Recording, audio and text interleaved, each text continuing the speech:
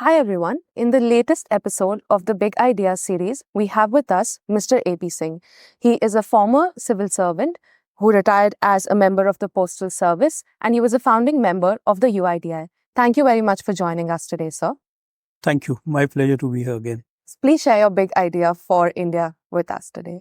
Well, I don't want to call it a big idea in the sense of, this series, but it's a big idea in terms of what it probably will accomplish on scale. And it's about giving everyone in India a multi-purpose digital address. That's something which I believe is a gap.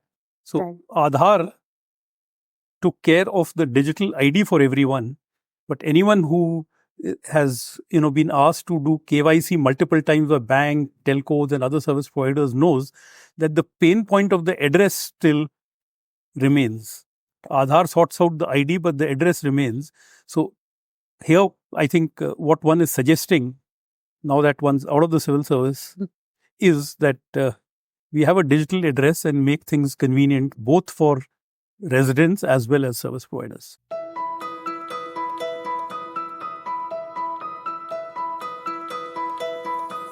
When did this idea first come in your mind? What did you see in your experience which led you to believe this will be a great intervention? I mean, if you kind of go into the origins or genesis, then I can't claim that this is my idea, because postal services worldwide are perpetually grappling with addresses, because that's their core domain. So similarly, the Indian Postal Service at all times has been thinking in terms of how do you improve Right. addressing. And way back in, I think, 1970s, we came with the PIN code. Right. And other attempts to rationalize and streamline addresses have been done. So it's a continuing kind of a work. But more specifically, what you ask is that around 2009, when I first spoke to Mr. Nandan Nilekani about joining the UIDI, I had got, I'd met him because I told him that I have some ideas of what can be done with the ID that project was aiming. And I suggested that the digital ID is also a financial address of the individual as well as a communication address of the individual. He accepted the first idea and we worked on that, and all that has now already happened. Right. But the second idea he didn't take on. So one's been ideating on it since then. And I must say that at that point of time, the Universal Postal Union, which is the specialized UN agency for post offices, actually registered .post internationally as an email domain for post offices. Right. And their idea was that post offices start offering email services. Nothing much really came out of that project. Also, around that time or a little earlier, India Post itself started a hybrid mail service in which a communication can get delivered by email, and failing which can be physically delivered to the recipient, Yes. Intended recipient. Absolutely. So how are these multi-purpose digital addresses intended to work? And what is the use case that you think will benefit, let's say, ordinary citizens, companies, financial firms?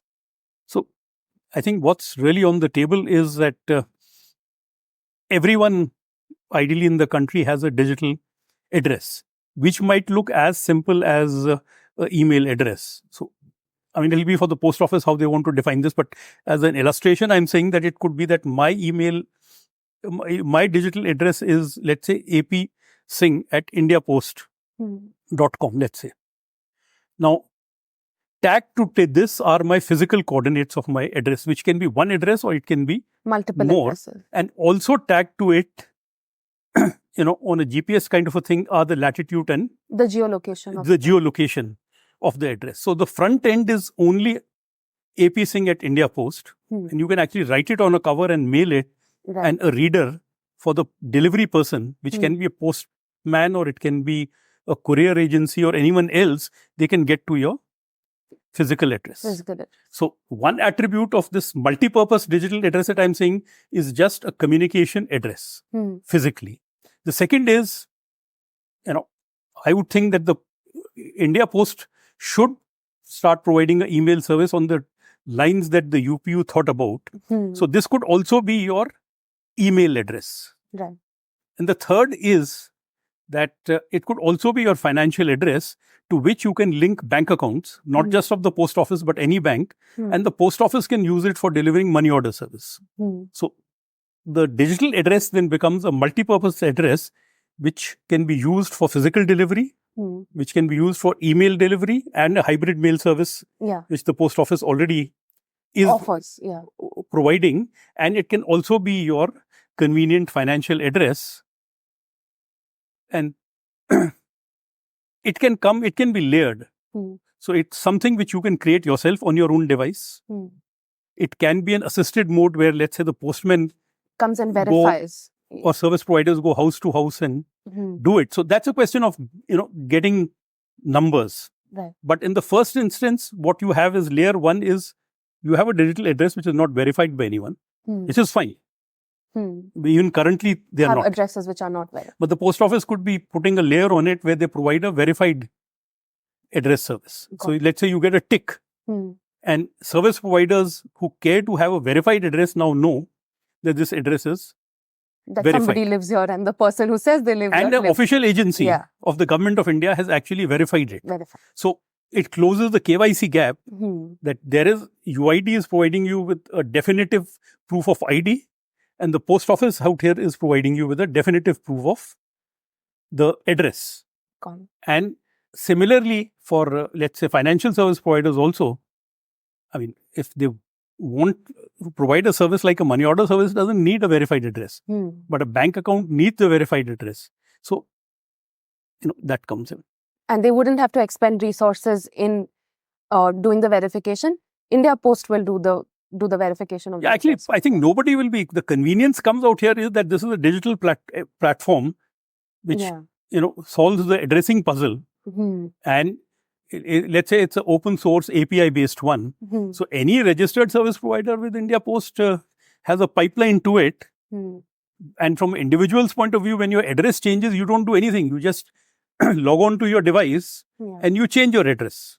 And immediately, let's say it was a verified address, it becomes a non-verified address. So the tick goes away. Now it's up to you to ask India Post to say, please come and verify. Can you verify my address? And you get back your tick. And whether it's going to be, how it's going to be charged and things, if at all, will be the post office's remit. They can charge you, but they can instead decide that they'll charge service providers or whoever at all.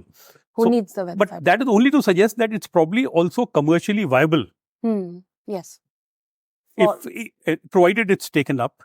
Right. And, I'm aware of the fact that at least, in the last 20 years, the India Post has attempted 3 projects to provide some kind of digital addresses.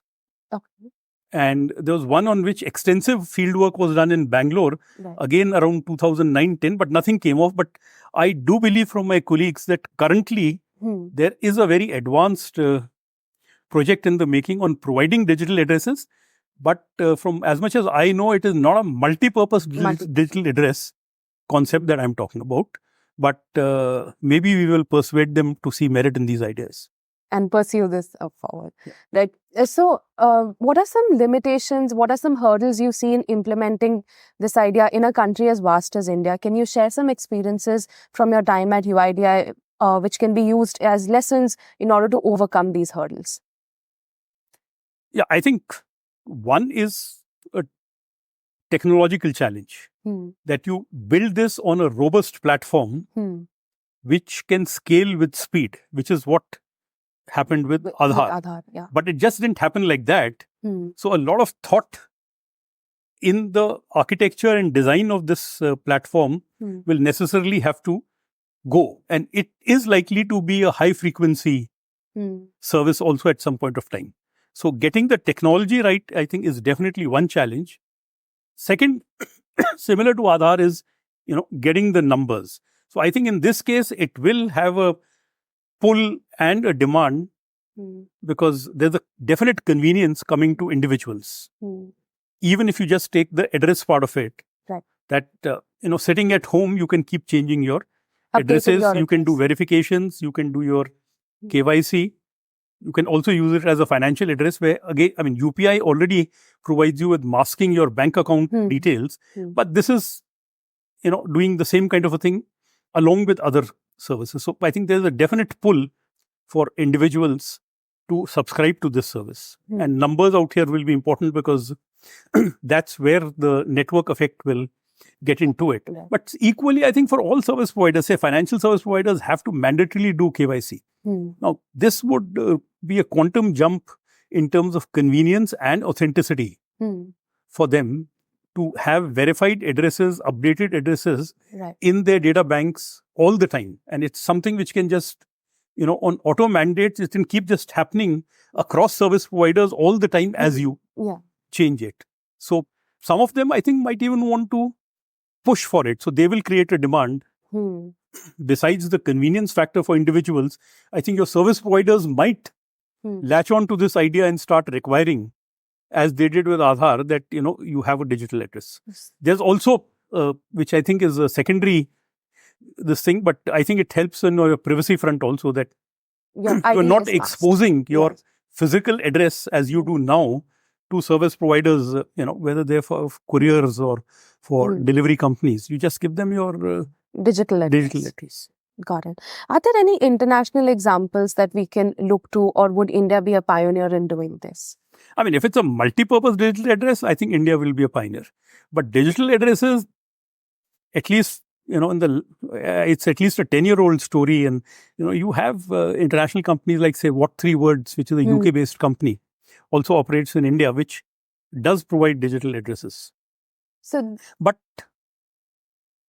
I don't think anyone has hit scale anywhere. Right.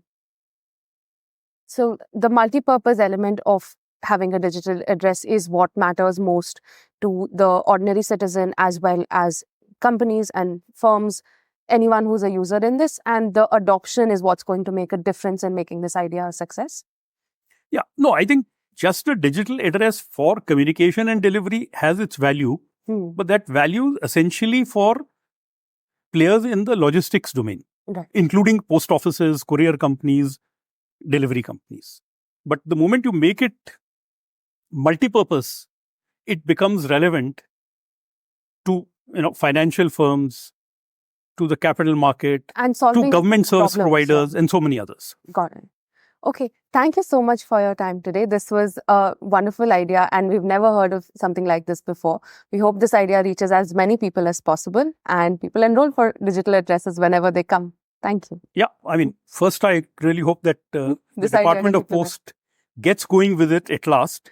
And I think every indication is that, they should be going on to it. And the second, of course, is that I hope they enlarge their current thinking to do a multi-purpose address. Thank you very much, sir.